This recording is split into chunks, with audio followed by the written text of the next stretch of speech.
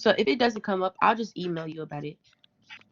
Okay. Well, the authors we're looking at, like who's actually writing the source. So, for example, the one that I used in a YouTube video, Richard Freethorn, he's the author. Okay. But if you're using something like the Mayflower Compact or Virginia statutes, right? The Mayflower Compact was written by the people on the Mayflower. So, in that one, let me see if I can pull that up real quick. They have an author on it. Some of the documents have little like introduction paragraphs at the top, and that helps you kind of see, right? I'm looking at the Devaka one, kind of gives you some background. So you can use that paragraph at the top of these documents, and it even gives you the source for information like that. But let me get to one. So, for example, Charter to Sir Walter Raleigh, 1584. And the first, like, intro that they give you says, Sir Walter Raleigh, one of Queen Elizabeth's favorite courtiers, was given a charter which he used to plant a small colony at Roanoke Island off the North Carolina coast.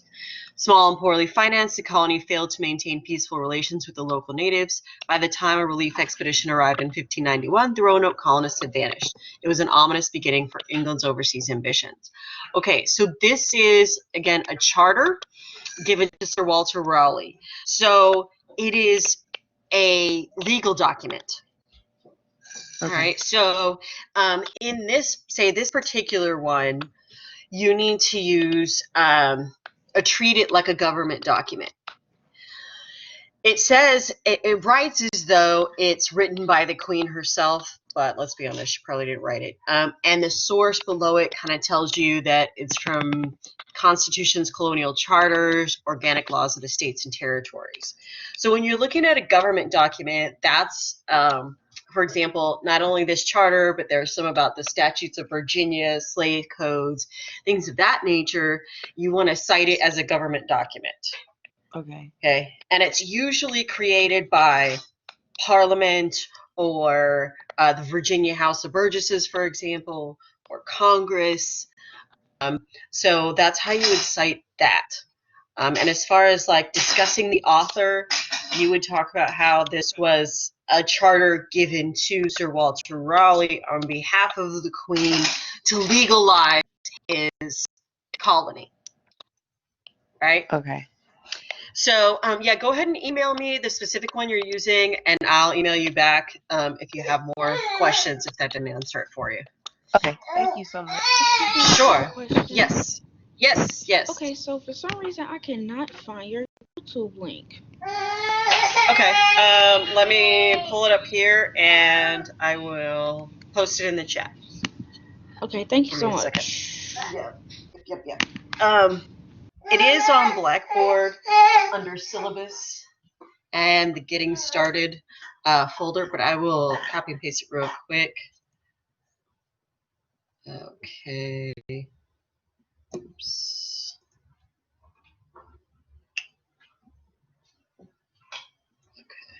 Okay.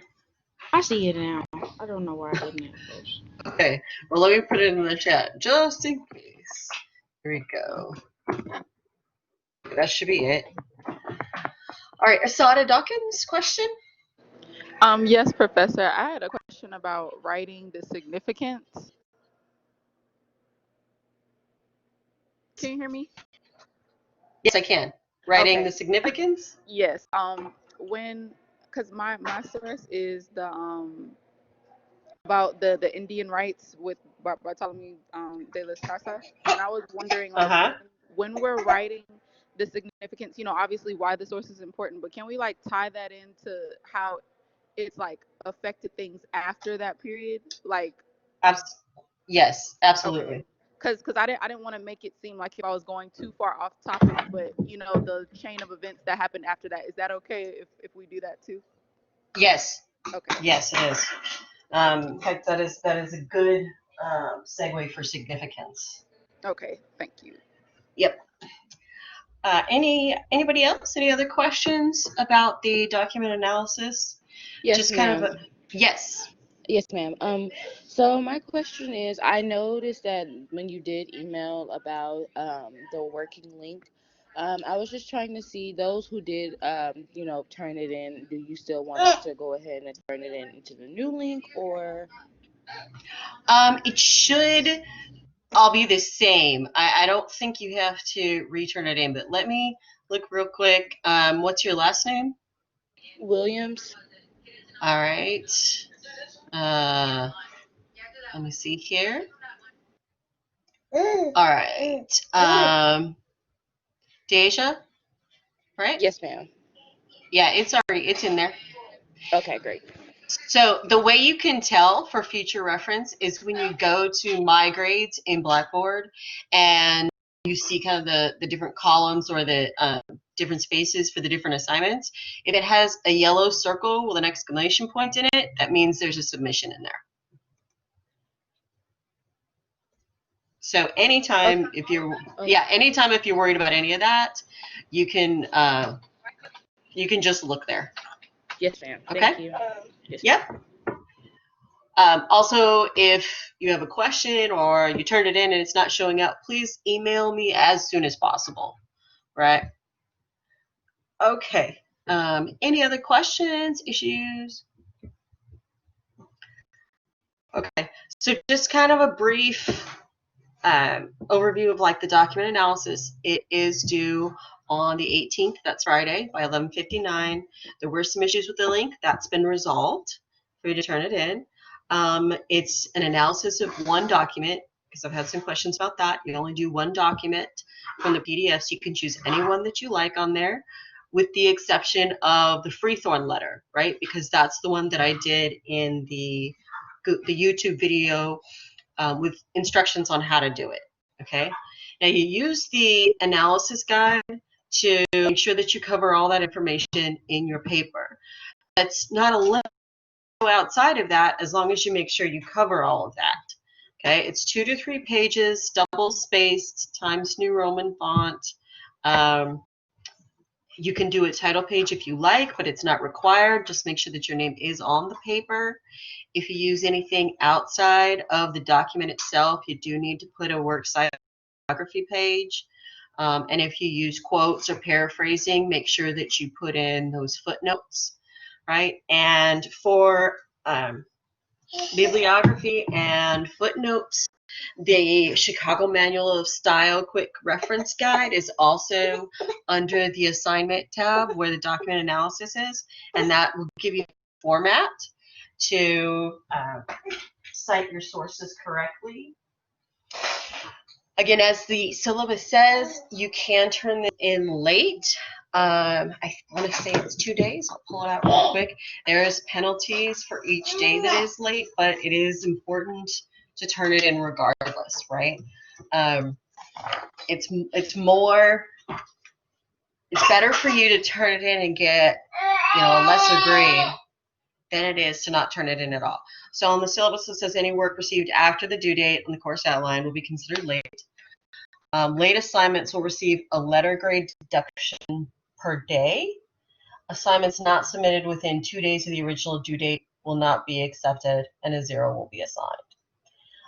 Exceptions, of course, if you if you have an emergency, excused absence, but you need to let me know within a week.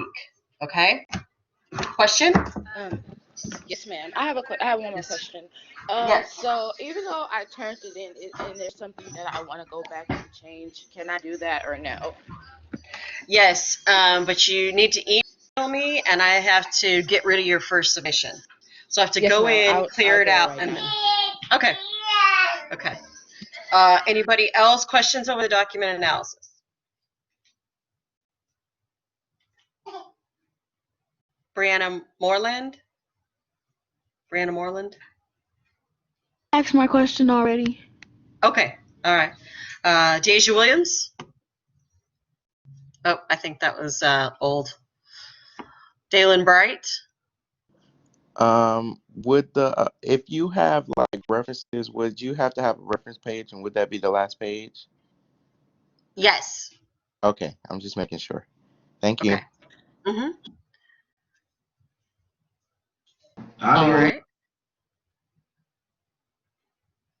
Hello?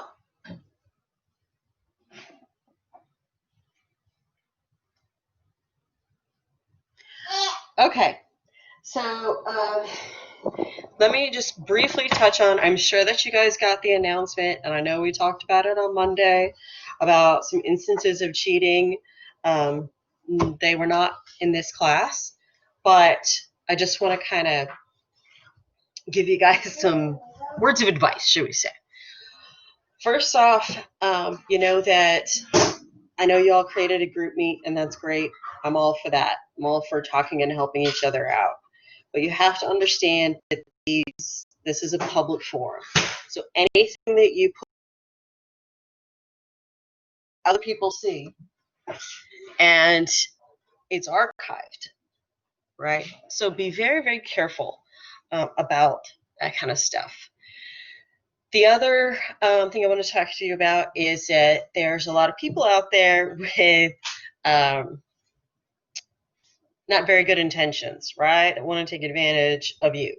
And if anybody contacts you and offers you services, whether you seek them out or not, for example, I'll write this paper for you, I'll take this test for you, any type of impersonation or anything like that, my first response, of course, would be no, don't do it. But aside from, the cheating aspect of this, a lot of times these are scams. So they will take your money and not do the work, whatever it is. Also, you don't know how many times said person has sold this paper or whether they even wrote it at all. Okay? So then when you turn it in and it comes back plagiarized and you're left facing the consequences of this, because believe me, the person who sold this to you doesn't give, a rat's behind about the consequences of this, right? And they may just be gone to the wind by the time you get something back saying this is plagiarized. Because like I said, this person could have sold it to 5 other people, right? So just be wary of this stuff. There are scams out there. There are people with malicious intent. And this is like the worst part of my job. But if someone brings it to my attention, for example, if a student says that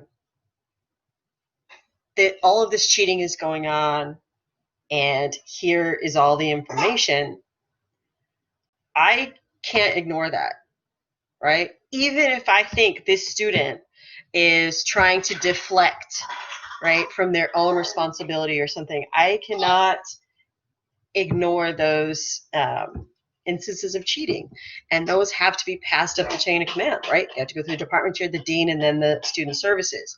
So I'm just trying to give you general advice. Just stay aware, do your own work, and I know this sounds cynical, but don't trust everybody, right? So that's all I'm going to say about that. If you have any questions, of course, you can always email me. And if we don't have any questions about the document analysis, we'll move on to Chapter 5. But also, Chapter 5's test will be open Friday and Saturday. That you get it done by the 19th at 11:59 p.m. It's on MindTap.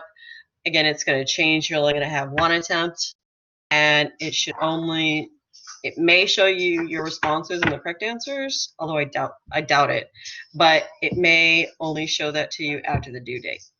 Okay, so just FYI. All right, Aaliyah Bacon? Sorry, real quick. As in test, you just mean like the chapter quizzes, right? Yes. Okay. That's okay. Mr. Asada Dawkins, I thought I saw your hand up.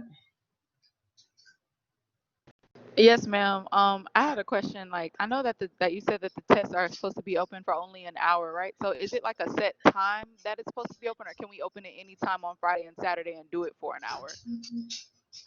They don't have a limit of an hour. They're open all day Friday and Saturday. Oh, okay. What I was saying about that was that that's what That's what some people wanted, some people being higher than me. But I argued against that because not everybody is available for one specific hour on those 2 days.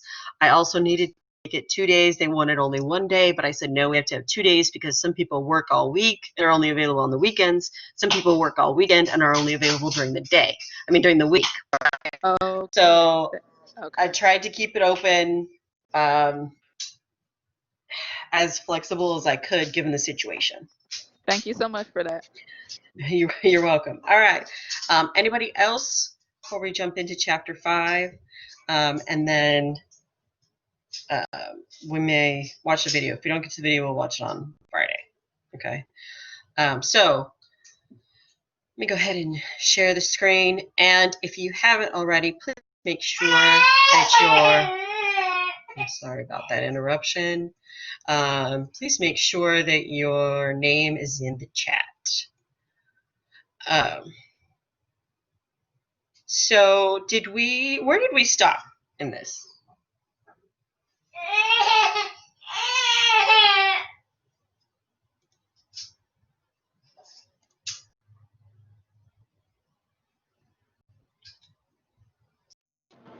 I think we stopped when you were talking about the taxation with the T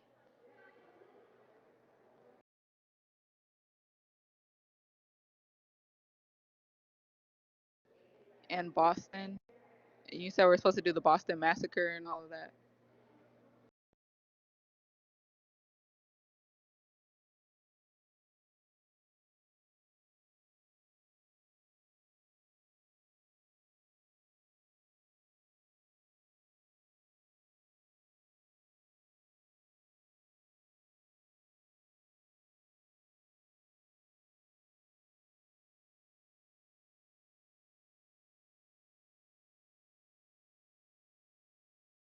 Okay, so is this where we stopped with the Boston Massacre?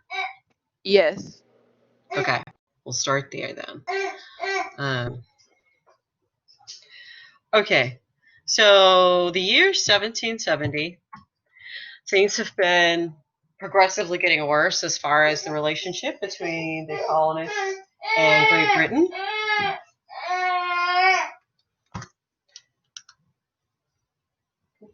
Right.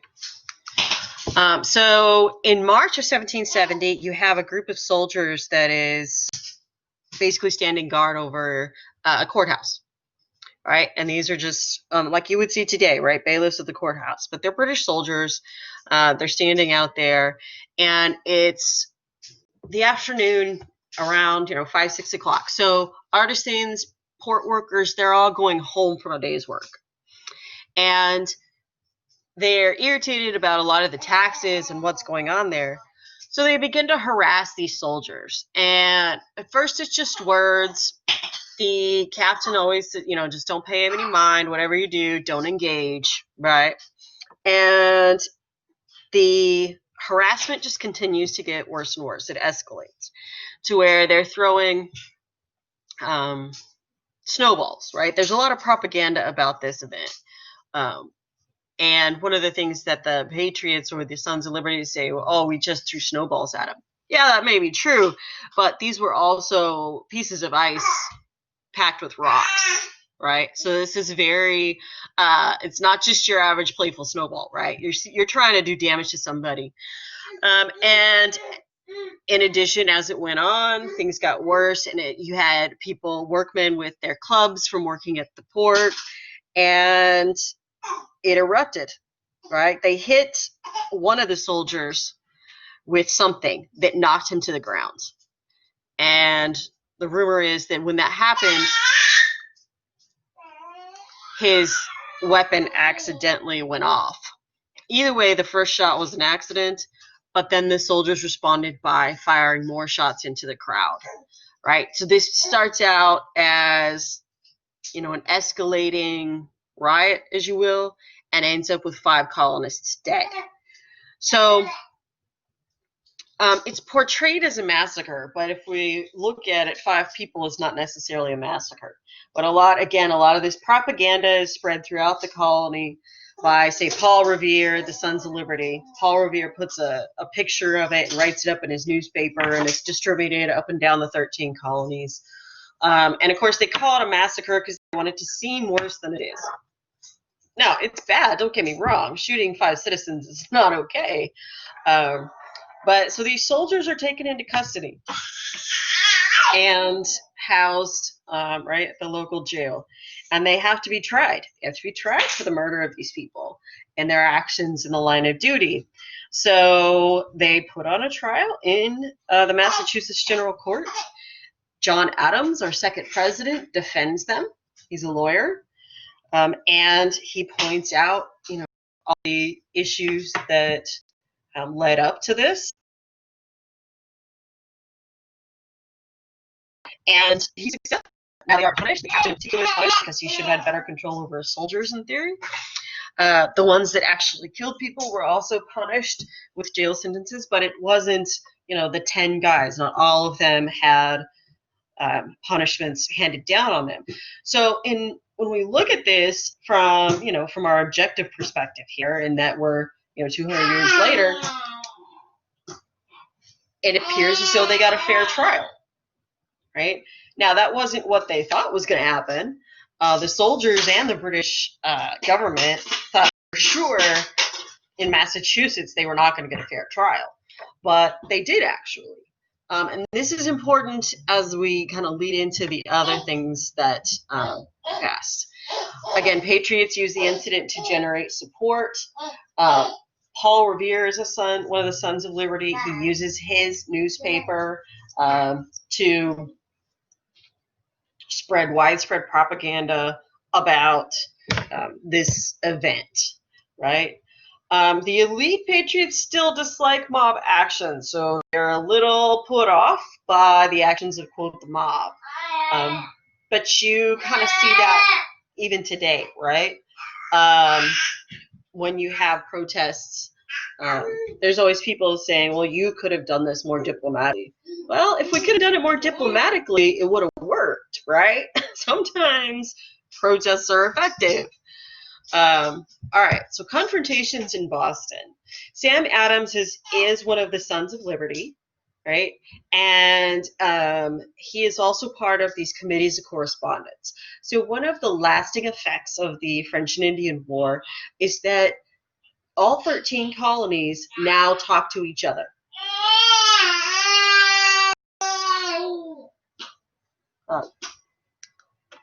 Before this, right, they really operated at more independently, more like independent little nations, if you will. And so there wasn't a lot of concern about what's going on in Virginia or what's going on in Maryland if you're in Massachusetts, and vice versa. But during the French and Indian War, they had to come together collectively to fight for the empire and defend all 13 colonies from the French and the Spanish and Native Americans. So they set up these committees of correspondence during the war and just continued with them after the war. And honestly, without them, without that communication, they would not have been able to even get to a declaration phase, much less winning the war for independence, right? It increases popular support, especially in the interior, because you also have, not only are they knowing what's going on in other colonies, it's widespread communication. So people in the backcountry, like we talked about in the last chapter, they aren't really involved in the everyday goings-on that's happening in the cities and the port. And this is where a lot of the confrontations are happening with the British. And this is where the British is really exerting a lot of control. Throughout this time period, the British really only control the cities. They can never control the backcountry. So it is helpful in bringing in those areas that may not have been really involved in the politics of the day.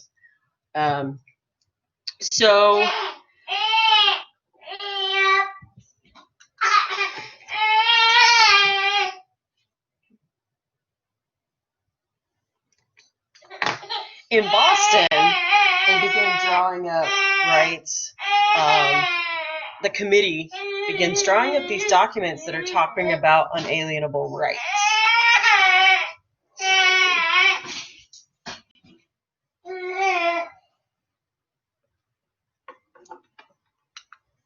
And they assert that these rights to life, liberty, and property, in their assertion there, is that they are, and they use this term for the first time, unalienable, meaning they can't be taken away without judicial process.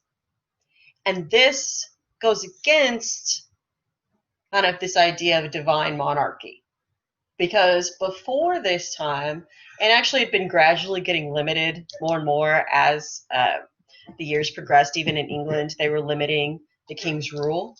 But even at this point, the king, if it was his pleasure, which is how they describe it in the documents, wanted to throw someone in jail, he could.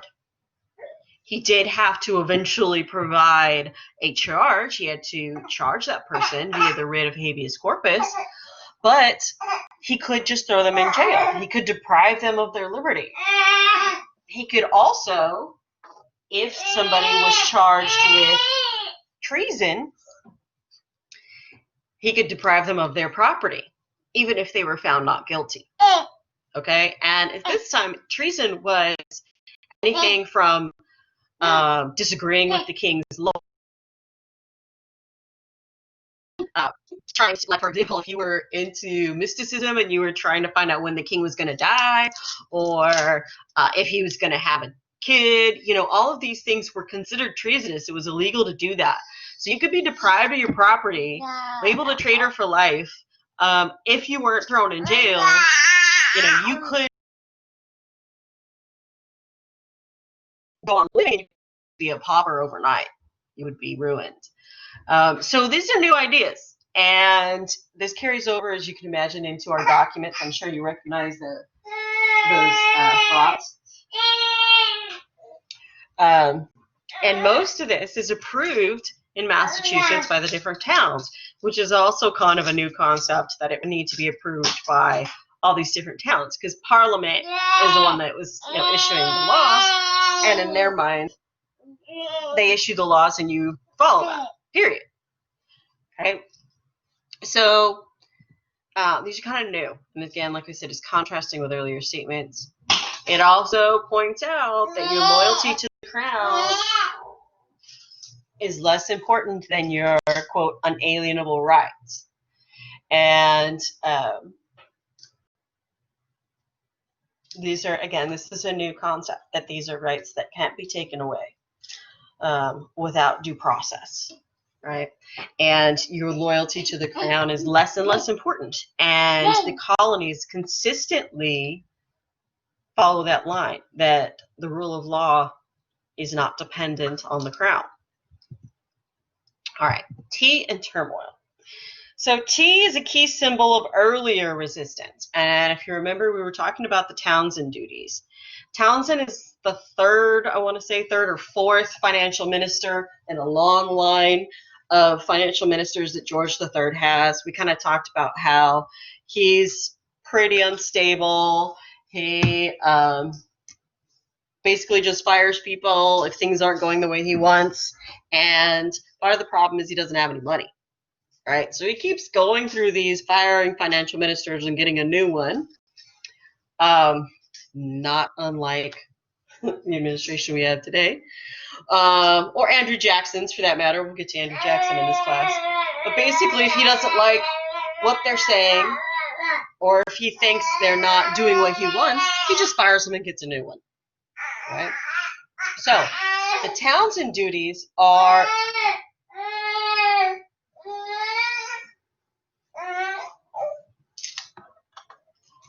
taxes that are placed on a variety of things. Okay? And these are import taxes. That's why they call them duties as opposed to just taxes. And it's goods such as tea, paper, lead, glass. There's sugars in there, and a variety of other goods. Now, the Townshend duties are repealed, okay? Except for the one on tea. All right? And this is enforced with the Tea Act of 1773. Now, this again calls into question about the idea of reputation, because the East India Company is a large import-export business that has been exporting, its main export is tea from India, right? And it's going under. It's going bankrupt, okay? There are a lot of MPs, that's members of parliament, that are stockholders in the East India Company.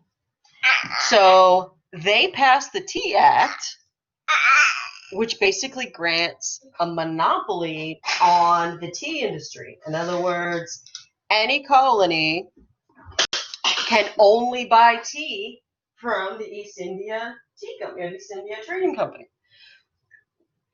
So by passing this monopoly, in other words, it's illegal to buy tea from the Spanish or the French or any other company, they save the East India Company, i.e. making themselves more money, right? So this is where the colonists are arguing that it is not okay to have MPs that are not from your district, because in their mind, anybody from the 13 colonies would object to the Tea Act and call out the fact that you are making it harder on the colonists by increasing the taxes on a good such as tea, and tea is a real staple of English life at this point, just to line your own pockets, because that is what's happening.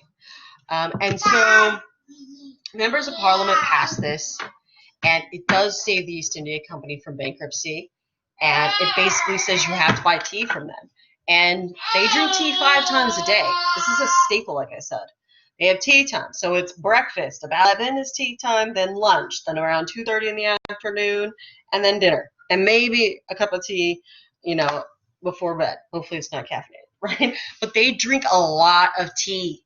And so this is, in the British Crown's mind, an easy way to make some quick cash, because everybody drinks this, and they drink a lot of it, okay?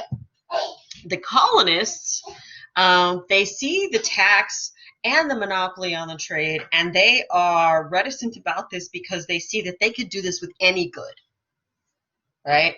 And this threatens a lot of the business transactions in the import-export business that's thriving in New England.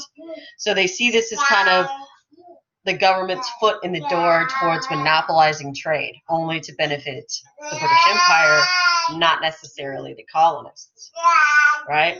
And it just annoys them that there is a monopoly on this. And I think I've said this before in this class, but it's important to kind of remember that America was founded mostly on smugglers, right? And the idea that we don't like to pay taxes, period. And we'll just go around the law, and nobody think embodies that more than administration. But that's a whole nother conversation. So this is, the founding of America is on this, and these people had been importing all of these goods before the Crown started to take notice and started to say, oh no, wait a minute, now we need money, so we're going to tax that, and you can only buy it from us. And basically the colonists were like, no, right, we'll just take our little boats down to the Caribbean and get what we want. So the colonists set up a boycott, okay? And they attempt to reason this out with the governor. Of course, the Crown doesn't back down. The Patriots don't back down. So they boycott tea. Nobody buys tea, right? Nobody is buying any tea. And again, it's organized by the Daughters and Sons of Liberty. The Sons of Liberty are really instrumental in the propaganda that's put out to support this. The women kind of wing of that same, the Daughters of Liberty, enforces it and makes sure that people don't, right? They're the ones doing the shopping. They'll notice if Sally Sue is buying tea, right? And Sally Sue and her family are going to get a visit, right? So they notice these things. And so on December 16th, the Boston Tea Party occurs. Now, this is not a party, right?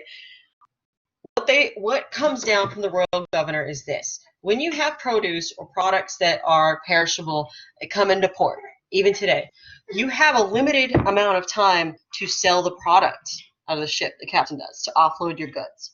And with perishable items, and in this case tea, they had 30 days. At which point the Port Authority will tell you, you take your stuff and get out. It's probably going to rot anyway because you haven't offloaded it in 30 days, and you can't just be sitting here holding up, valuable space. So this is what's happening. Nobody's buying tea. The boats are just sitting there with chests from the East India Company full of tea. The governor says, all right, well, here's what's going to happen. In 30 days, if you don't buy this tea, they're going to offload all the chests of tea onto the port, and they're going to leave, and y'all are going to pay for this whether you drink it or not. Okay? So in an effort to kind of get around that, the Sons of Liberty dress up as Native Americans. They sneak onto all these ships and dump all the tea overboard into the Boston Harbor. Okay? As it always Boston, right? So they dump all the tea in the harbor, and you can still see chests from the East India Company in the bottom of the harbor if you go scuba diving there. And then they leave, right? And the idea was that maybe they would think Native Americans did this. Everybody knew, right? Nobody fell for that. They knew it wasn't Native Americans. Native Americans couldn't give a rat's behind about tea, right? Or the issues going on between the British Crown. So the next morning, here comes the governor, and everybody plays their part. Here comes the townspeople down to the port saying, okay, we're going to be good citizens and buy this tea. And then all act shocked when they're like, oh no, there's no tea to buy. Whatever will we do? So the governor is just beside himself, right? And so are the corporate officers of the East India Tea Company. So there's no tea to buy, and the governor can't force them to buy something that's not there, and the governor can't punish them because they're there to buy the tea that they were going to, in theory, acquiesce to his request and buy tea. Right? So this happens in December 16th, and the Sons of Liberty think that this is, everybody thinks this is hilarious. However, Parliament opens in January, so very quickly. And, of course, they get notice that this has happened in December. So when they open up, they are irate because they view this as treachery, right? And looting and piracy almost, because they've destroyed property in their mind, their property. So they very quickly pass a series of bills called the Coercive and Quebec Act. Okay? They call them the Coercive Acts. The colonists call them the Intolerable Acts. Okay? The first one says that the entire port of Boston will be closed and remain so until Boston pays for the tea. All right, so you're going to have to pay them back. And by closing the port, that means that nobody else can do any business while you are, while they're waiting to be paid back. So this really hurts all the import-export business that is really a large and thriving business in Boston. The Massachusetts Government Act disperses the Massachusetts General Court, which was elected, and gives those powers to the royal governor.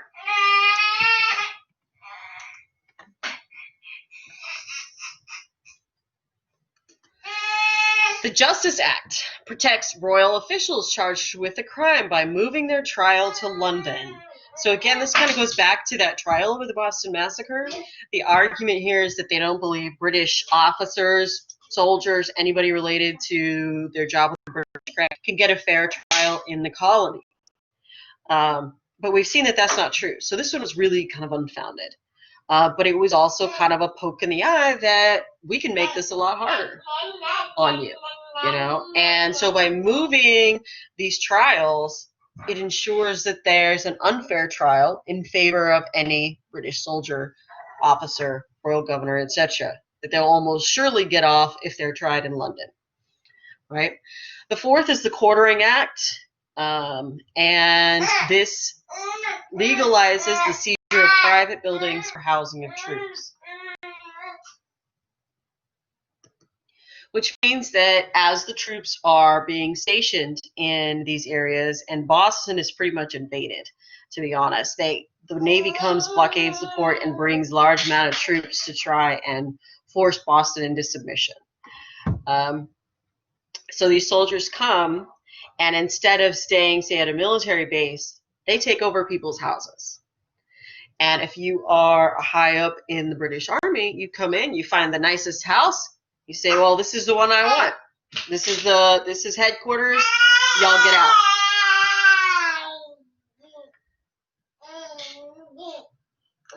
It doesn't matter if, that's your property and you don't have anywhere else to go, you got to get out, right? So this is legal under the Quartering Act.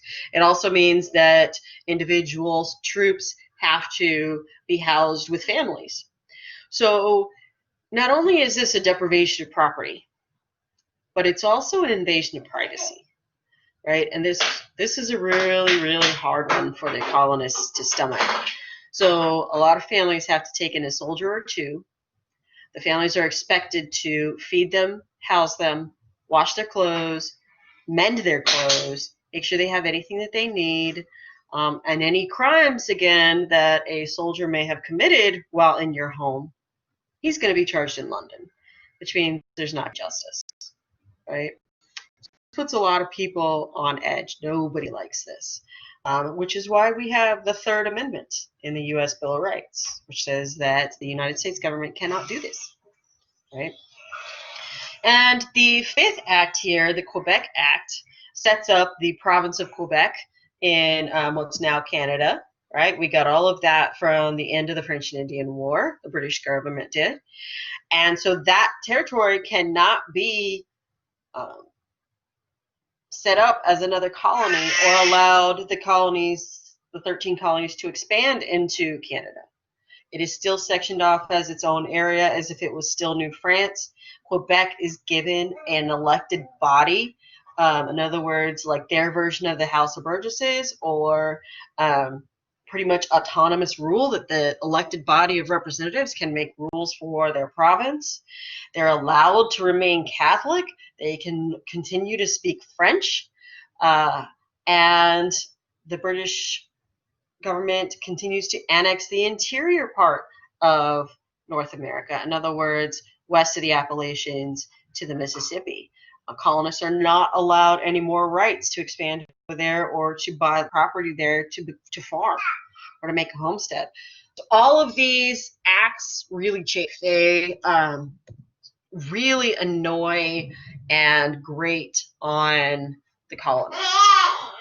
The Patriots, of course, see the conspiracy to oppress them, and they come to the idea that we have to meet about this. We have to have a collective response to this, okay? And part of that is that a lot of this is really affecting the Bostonians, but it's also expanded, right? The Justice Act goes through all 13 colonies. The Quartering Act is all 13 colonies, and the Quebec Act irritates them just in general, right? That they're allowed to remain kind of independently. Now, again, we said with the Proclamation Act of 1763, the Proclamation Line, which says that colonists cannot go over the mountains and have rights. They cannot settle on the land legally. Doesn't mean they actually stop the people from going. The people still go. But what they're saying is you don't have any property rights there. So many whites, again, these are pretty much all the colonists with the exception of the enslaved African population there, settle illegally on land that's claimed either by the crown, noblemen, or land speculators. And part of the issue, of course, with this is how do you set up property rights in an area that nobody's supposed to settle anyway? And what about the Native Americans, right? So you start to have riots about this, land riots in New York, class tensions, competition for land. All of this is happening around in the same time. And the Carolina Regulators is a colonial militia that has stayed active following the French and Indian War and are upset about new ethnic groups in the backcountry, right? Those new immigrants that we talked about a chapter or two back, the Scots-Irish, the Germans, etc. those that chose to go into the back country and settle in the interior.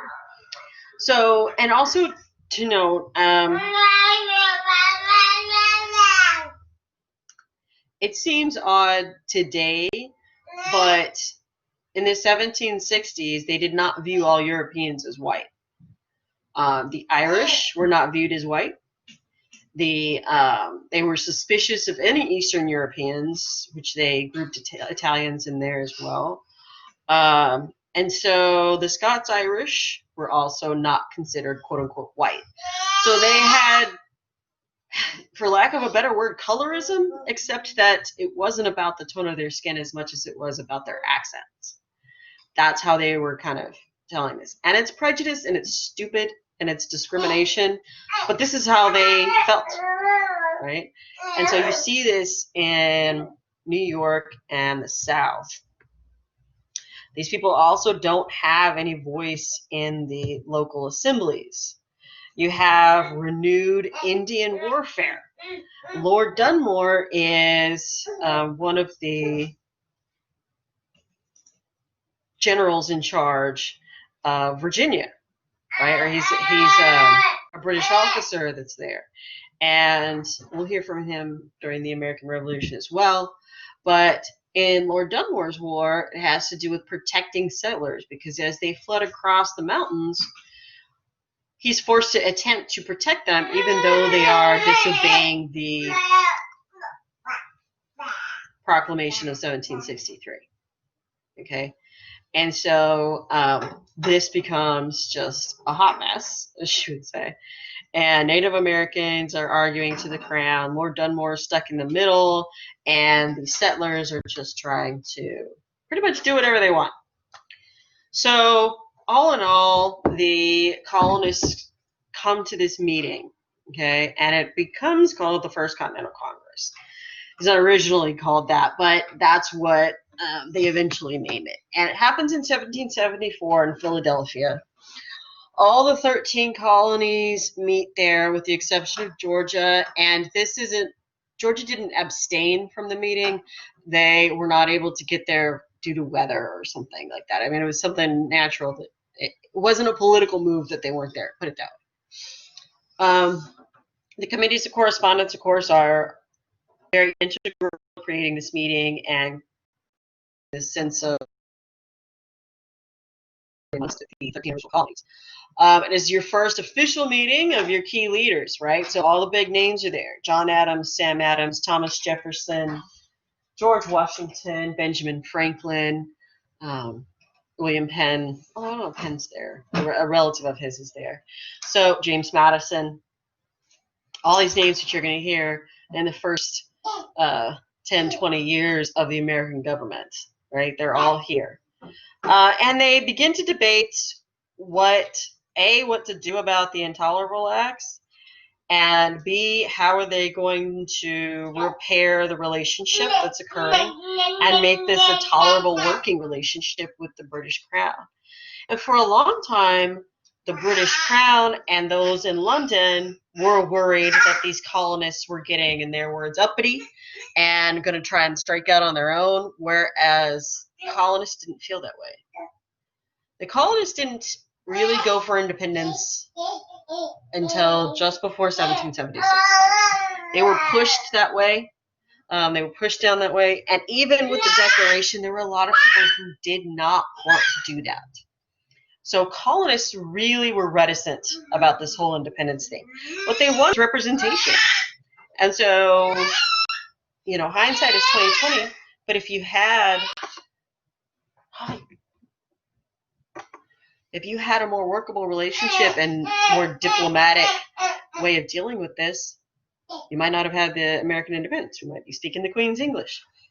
But regardless, they compromise with the Declaration, and they send this petition to the Crown that says, we will obey Parliament on all laws except the ones on new taxes. In their minds, taxes should be decided by those within the community, within the colony themselves. So you have control over the law code in all realms except for taxes. And this ain't going to work for Parliament because they need to pay off some debt, right? And so this is our First Continental Congress where they meet and try to decide that. I am going to go ahead and stop there for today. Am I recording the session? Yes, I am.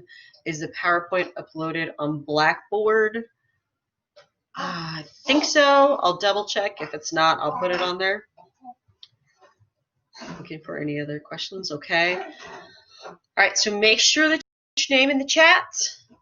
And I'll see you on Friday. And I will, I'm going to stop recording right now.